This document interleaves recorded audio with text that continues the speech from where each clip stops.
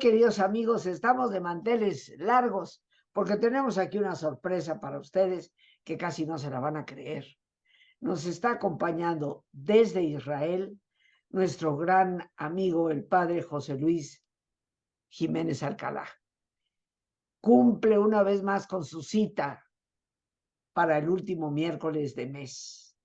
Seguramente algunos lo habremos extrañado en 2 meses anteriores, pero estaba en ese proceso de cambio, ya que la Orden Carmelita lo mandó a Estela Maris, el origen del Carmelo, en Monte Carmelo, en Israel. Y le agradezco infinitamente esta enorme deferencia que tiene para nuestro programa de hacerse presente con una diferencia de horario de 9 horas, ya que por allá en Israel pues son las 10 de la noche, aquí la 1 de la tarde, allá las 10 de la noche. Muchas gracias, José Luis, querido amigo, guía, maestro, por estar con nosotros y cumplir en este último miércoles del mes de julio con esta cita que siempre nos has regalado. Y yo quiero felicitarte de manera especial, como me felicito a mí misma en este mes de julio, un mes tan importante para la Orden Carmelita, a la que de diferente manera ambos pertenecemos. Pero hoy precisamente nos vas a hablar del origen del Carmelo, que tiene tanto que ver con ese lugar extraordinario en donde tú te encuentras. Soy todo oídos para seguir aprendiendo. Bienvenido y muchas gracias, mi querido José Luis. Bien, pues con un gusto enorme de volver a saludarte, Rosita. Ya sabes que con todo el gusto del mundo me doy el espacio, el tiempo para estar aquí contigo y con tu auditorio. Y bien, pues el origen del Carmelo, ciertamente como ya lo comentaste, me encuentro en el Monte Carmelo por bendición, verdaderamente es una bendición estar en este lugar. ¿Qué tiene que ver? Bueno, pues aquí tenemos un poco de historia, lo cual me interesa mucho compartir con tu auditorio. Nos remontamos a la participación para el pueblo hebreo del profeta Elías.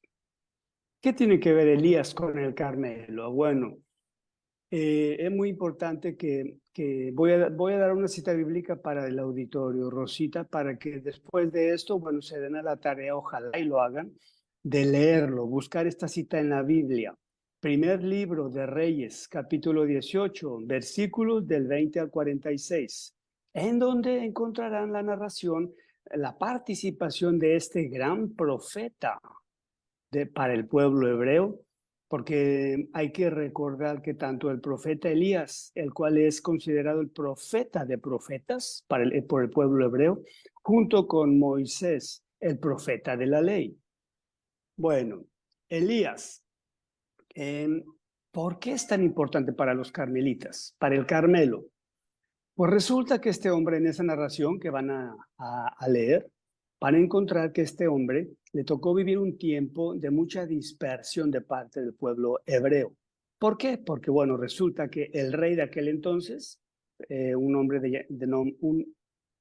de nombre Ahab, se casó con una mujer extranjera, una tal Jezabel. Y pues, por supuesto que esta mujer pues tenía su formación, tenía su religión, y a ella le interesaba continuar aquí en Israel promoviendo la religión de su pueblo, la religión que ella había aprendido en su tierra, que había heredado de sus padres. Entonces sabemos qué importante es la herencia de nuestros padres, incluida la religión. Y bueno, el profeta Elías estaba muy desorientado y molesto con el pueblo hebreo y sobre todo con los reyes, precisamente porque estaban sacando, vamos, al pueblo hebreo de su seguimiento a Yahvé. Porque Elías, por eso ya hay una frase que lo caracteriza, ardo en celo por el seguimiento y amor a Yahvé. Para Elías, Yahvé era el único Dios. Y bueno, llegó a tal punto, digamos, la fricción, que Elías reta a los reyes de Israel y les dice, vamos a hacer una ofrenda, cada quien a su Dios. Sí, vamos a hacer la ofrenda y a quien Dios responda enviando fuego, eso va a indicar que está recibiendo la ofrenda, lo cual quiere decir que quien reciba el fuego del cielo está adorando al verdadero Dios. Y ya bueno, para no hacer, digamos, la historia tan larga, simplemente les puedo decir que ya comienza, invita el profeta Elías a que los profetas de los reyes de Israel comiencen, que ellos primero, vamos, hagan su invocación. Para esto realizaron tanto aquellos profetas como el profeta Elías, cada uno su propio altar, y prepararon su ofrenda, que consistía en un animal vacuno. Lo destazaban y lo colocaban sobre el altar. Y les dice Elías, comiencen ustedes, hagan todas sus invocaciones a su Dios y a ver qué sucede. Y ya se dice que transcurrieron horas y horas y horas y todo el día y nunca sucedió nada. Y bueno, toca el turno a Elías. Cuenta la historia que él se sentía tan seguro de lo que estaba haciendo que incluso mojó la ofrenda y mojó el altar. O sea, metió agua donde esperaba fuego, que incluso se cavó una zanja alrededor del altar y donde se puso agua para que aquello estuviera húmedo, húmedo. Entonces, de alguna manera estaba queriendo dar a entender Elías que estaba tratando de hacer ante los ojos humanos que la situación era imposible. Comienza Elías a invocar a Yahvé. Elías responde y recibe el fuego del cielo. Su ofrenda es tomada por Dios. Entonces, por supuesto que esto es interpretado tanto por Elías como por los presentes, los seguidores de Elías como los seguidores de los reyes de Israel, como que era Elías quien estaba adorando al verdadero Dios. Y esto trajo, bueno, hay que resaltar algo para lo que viene después, que Elías, a mí me parece, ahora sí que criterio personal, me parece que se envalentonó un poco y osó mandar matar a los profetas de los reyes de Israel. Sí, sí. Y bueno, ya, ¿verdad? Y bueno, esto trajo sus consecuencias. O sea, de alguna manera hay que considerar los fenómenos sociales en nuestra propia religión. Y importante, porque resulta que, sí, bueno, los manda a matar. Algunos de aquellos que se oponían a él se unen a Elías. Y resulta que, por supuesto, que a los reyes de Israel esto no les gustó para nada. La reina, sobre todo, lo persigue para matarlo, o manda a perseguirlo para matarlo. Y bueno, aquí en ese lugar del sacrificio que se llama Murraca, Elías tiene una experiencia sensible de Dios, una experiencia muy según la tradición hebrea en aquel entonces, muy importante. Vamos, punto de inicio para Elías, pero viene lo más interesante. Dado que se siente perseguido y que su vida peligraba, huye de Murraca y se viene al Monte Carmelo. Pero se viene, obviamente, temeroso. Quizá en un principio, pues, seguía esperando que Yahvé respondiera como le había respondido en el momento del sacrificio. En el Monte Carmelo se encuentra el profeta Elías, pues con que Yahvé no le responde ya como le había respondido. Y lo que suele sucedernos a los seres humanos cuando no vemos que Dios se hace presente como lo esperamos o lo hemos aprendido, se siente desilusionado, se siente decepcionado. Y bueno, cuenta también la historia ya que este profeta, ya aquí en el Monte Carmelo, que caminó todo un día bajo el sol abrasador de estas tierras. Hay que decir que el sol por acá es algo muy fuerte, terrible, terrible, verdaderamente que es abrasador. Podría yo decir que nunca había experimentado la sensación del sol tan fuerte y el abrazo sofocante del sol como lo he experimentado acá. Entonces me pongo un poquito en el lugar del profeta Elías y me hace entre la experiencia de que no se siente escuchado por Dios, que se siente perseguido por los reyes de Israel y ante semejante sol, es cuando él dice, basta ya, Señor, decepcionado. Imagínate la crisis ya en este momento del profeta Elías.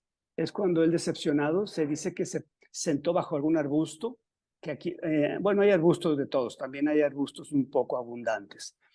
Pero estas palabras que voy a decir del profeta Elías son fundamentales para el ser humano en general. Esto es en primer libro de Reyes, capítulo ya 19, versículo 4. Basta ya, Señor, toma mi vida, no soy mejor que mis padres. Atención a esta expresión de nuestro profeta Elías. Es ahí donde radica toda la grandeza de la enseñanza de Elías. Basta ya, Señor, toma mi vida, no soy mejor que mis padres. ¿De dónde? A mí se me desprenden preguntas que quiero compartir con el auditorio, Rosita. Obvio, contigo y con tu auditorio. Sería entonces, digo, después de escuchar esta frase, sería entonces que en el momento del sacrificio, en donde recibe una respuesta esperada de parte de Yahvé y que manda a matar a los profetas de los reyes, esta experiencia sensible, ¿no sería que al profeta Elías se le estaba olvidando que era Yahvé el que estaba actuando y quizás sin saberlo, estaba actuando a título personal ya en el momento del sacrificio en que recibe, ¿sí?, la respuesta esperada? Esto es muy importante. Podría de aquí también desprenderse una pregunta interesantísima. Si Elías pensaba entonces que estaba actuando en el nombre del Dios verdadero, cuando recibe la respuesta a manera de manifestación sensible, entonces estaba simplemente siendo un repetidor de lo que había aprendido de su propio pueblo, religiosamente hablando. Y aquí a mí me viene también una reflexión que me interesa compartir con el auditorio, Rosita. De casualidad, no es esta precisamente la experiencia de los seres humanos aquí en la tierra.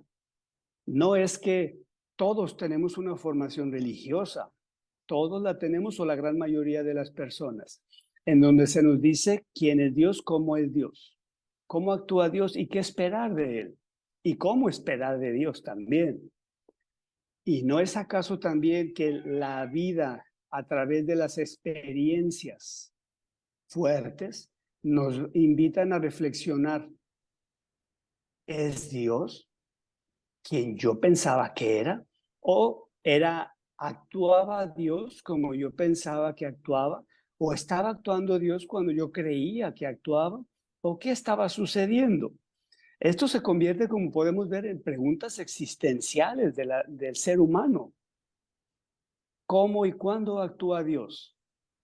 En varias ocasiones, basados en lo que conocemos de Dios, vamos por el mundo queriendo imponer nuestra percepción acerca de Dios cuando nos sentimos poseedores de la verdad. Aquí tiene mucho que enseñarnos el profeta Elías. ¿Alguna pregunta al respecto, Rosita? No, me parece una reflexión sumamente profunda, porque yo creo que todos pasamos por ese reto existencial, a veces de no sentir que Dios escuche, y bueno, o de asumir en determinado momento que aquello de lo cual hemos sido instrumentos, meramente somos nosotros mismos la causa. Acto de soberbia tremendo, ¿no? Y esto Sí. nos sume en un vacío, ¿no? La soberbia nunca llega a no nos lleva nunca a ningún lugar productivo, creativo, ni liberador. No, ciertamente que no. Al contrario, nos vamos creando un laberinto en el cual nos perdemos nosotros mismos, Así es, ¿verdad? así es. Y bueno, quiero retomar la frase, no soy mejor que mis padres. ¿Acaso en cierta edad de la vida, sobre todo la juventud temprana, no le pasó por la mente a alguno de nosotros ideas como voy a decir una, yo no voy a hacer lo mismo que mi papá, o yo no voy a hacer lo mismo que mi mamá. Yo tendré mucho cuidado en ese aspecto, por ejemplo, ¿verdad?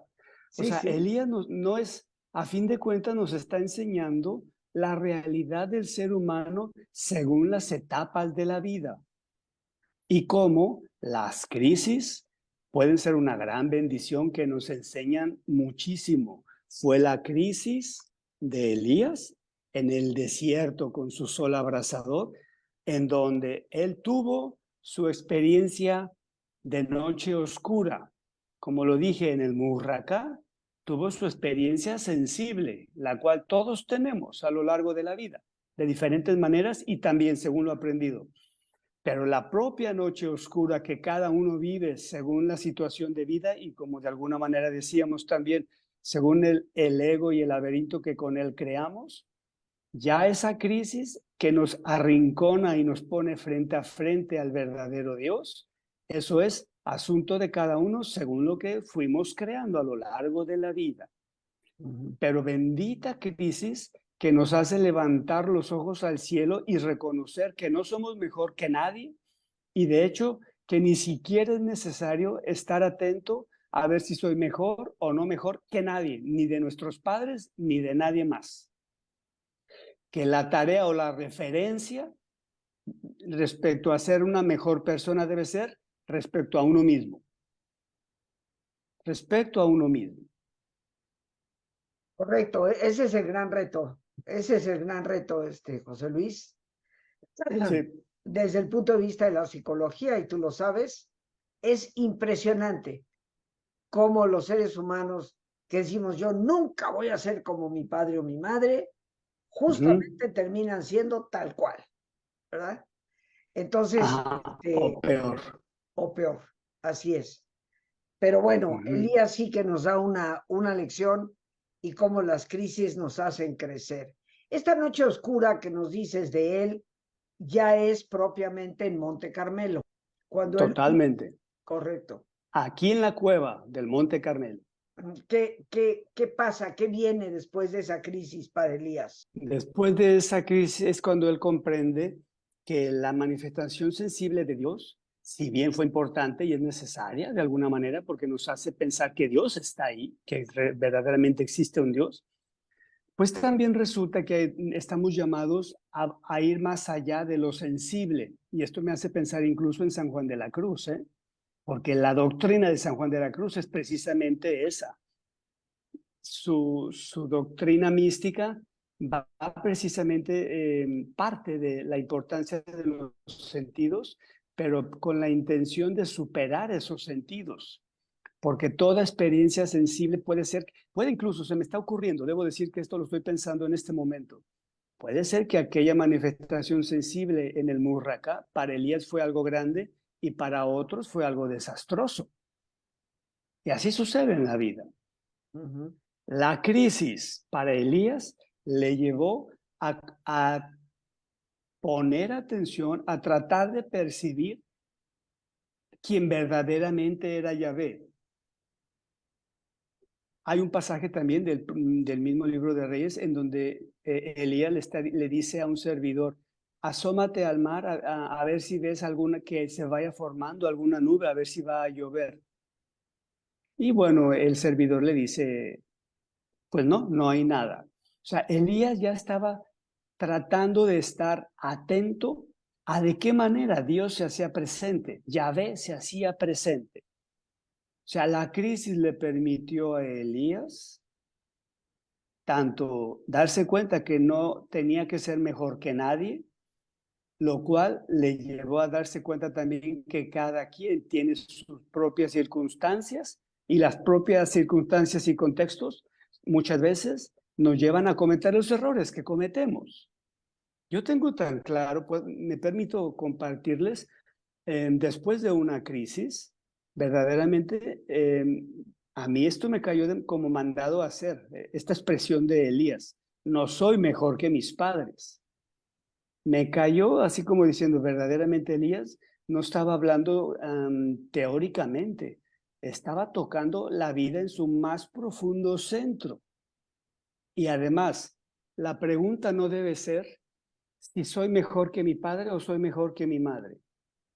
No, más bien la pregunta debería de ser, o debe de ser, ¿soy mejor respecto a mí mismo que tiempo atrás? ¿Podría decir que soy más humano, más desprendido, más desapegado, por ejemplo, más misericordioso? Pero respecto a mí mismo, Claro. no respecto a nadie más. Y de aquí se desprende la crisis. Muy bien, puede ser una pedagogía de Dios para que el ser humano primero reconozca su pequeñez, comience a darse cuenta de la importancia de la humildad que se requiere para comprender quién realmente es Él, nuestro buen Dios. Y bueno, esta historia de Elías, me imagino, impregnó allá en el siglo XIII a ese grupo de hombres que fueron a Monte Carmelo, que fueron a esa cueva y que ahí empezaron a establecer una vida comunitaria, porque es ahí, ¿verdad?, donde se funda la orden del Así es, Rosita, así es. De hecho, todo esto que acabo de compartir viene, digamos, o tiene caso, precisamente porque Elías no fue fundador del Carmelo, sino el inspirador de los primeros carmelitas, y hasta hoy en día es el inspirador del Carmelo. Y a ver, ¿me permites unas palabras al respecto, ya que tocaste el tema? Bueno, una de las cruzadas, a ver, ¿quiénes fueron los cruzados primero? Los cruzados fueron, pues, hombres y mujeres que venían en aquellos movimientos también, movimientos sociales, fenómenos sociales que influyen en la vida de las personas. ¿Sí? Entonces, cuenta la historia que después de la tercera cruzada, aquellos cruzados que venían en representación de los reyes cristianos a rescatar los lugares santos, vinieron, y que la cruzada no fue ningún éxito, que salieron perdiendo los reyes cristianos, pero que, vamos, parece ser que tuvieron algo de compasión los musulmanes y permitieron a los cristianos quedarse en una franja angosta a lo largo del Mediterráneo, pero una franja angosta se dice que desde Tiro hasta Jafra. Dentro de ese tramo se encuentra el Monte Carmelo, precisamente. Entonces, un grupo de esos cruzados que tuvieron el permiso del sultán Saladino, parece que se llamaba, tuvieron permiso de quedarse aquí en el Monte Carmelo. Decidieron venirse aquí a tratar de vivir el estilo de vida del profeta Elías. Es decir, ¿qué pretendieron estos hombres y mujeres? Seguramente eran de ambos. Pretendieron comenzar a conocerse a sí mismos la propia historia, a trabajarse en humildad y reconocer que no eran mejor que nadie, ni tenían por qué ser mejor que nadie, sino que tenían que ser mejor respecto a sí mismos. Y aquí, ahora cabe decir que estamos hablando, ciertamente, como ya dijiste, a principios del siglo XIII. Principios del siglo XIII ya comienza esto a ser propiamente reconocido. Y bien, amigos, ya bien descansados, con esta profunda reflexión que, como nos dice el padre José Luis Jiménez Alcalá, debemos de llevar como pregunta constante, y yo me permito repetirla, de lo que pude en un momento determinado anotar. Hoy por hoy, en esta etapa de mi vida que me encuentro, considero ser mejor persona, más generosa, más bondadosa, más servicial de lo que fui en tiempo pasado. Creo que es una pregunta que siempre valdrá la pena reflexionar. Y bien, José Luis, pues nos queda ya poco tiempo, pero obviamente este mes de julio ha sido de gran fiesta para el Carmelo. La semana pasada la fiesta de Elías, y el domingo 16 de julio la fiesta de la Virgen del Carmen, que es normalmente con lo que asociamos al Carmelo. En forma muy breve, porque ya no tenemos casi tiempo, Cuéntanos de la Virgen del Carmen, cómo llega ella a ser, pues, la madre patrona arropante a quien el carmelita dedica su vocación. Bien, bien, pues mira, estos cruzados de los que hablamos, de aquellos hombres y mujeres de la tercera cruzada que se quedaron acá pretendiendo imitar el estilo de vida de Elías, pues estos ya eran cristianos. De hecho, eran enviados por los reyes cristianos de Europa. Las cruzadas eran movimientos eminentemente, promovidos y patrocinados por los reyes cristianos europeos totalmente.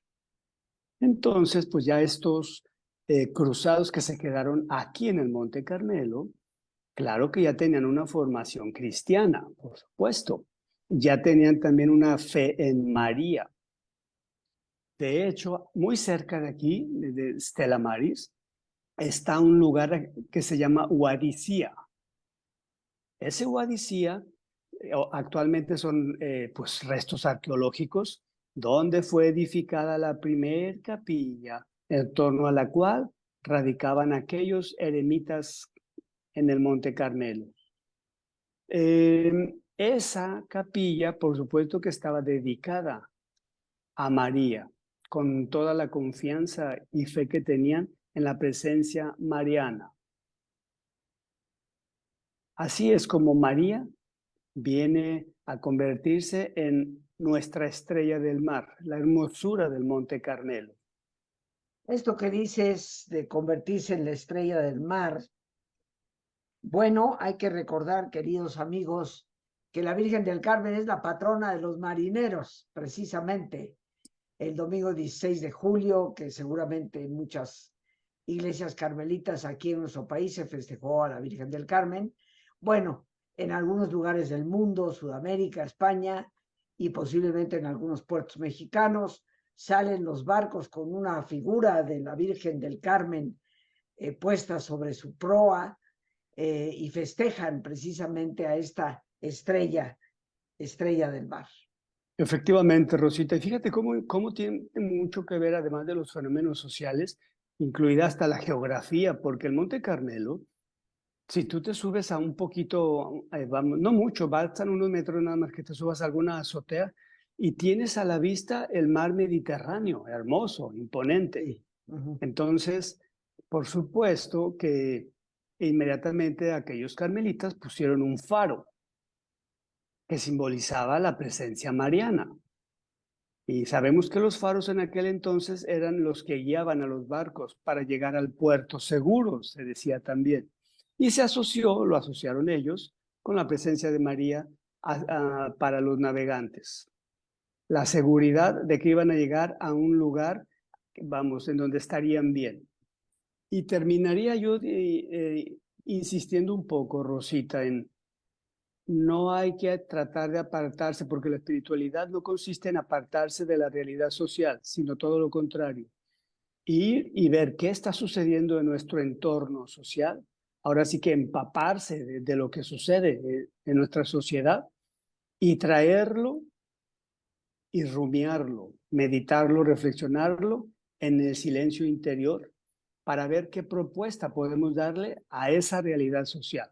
Pues José Luis, yo te quiero agradecer nuevamente el que nos hayas acompañado en este último miércoles ya del mes de julio, en este mes en que el Carmelo ha estado de fiesta indiscutiblemente, me imagino muy intensa allá en Stella Maris, en Monte Carmelo, en Israel, desde donde hoy estás transmitiendo para nosotros.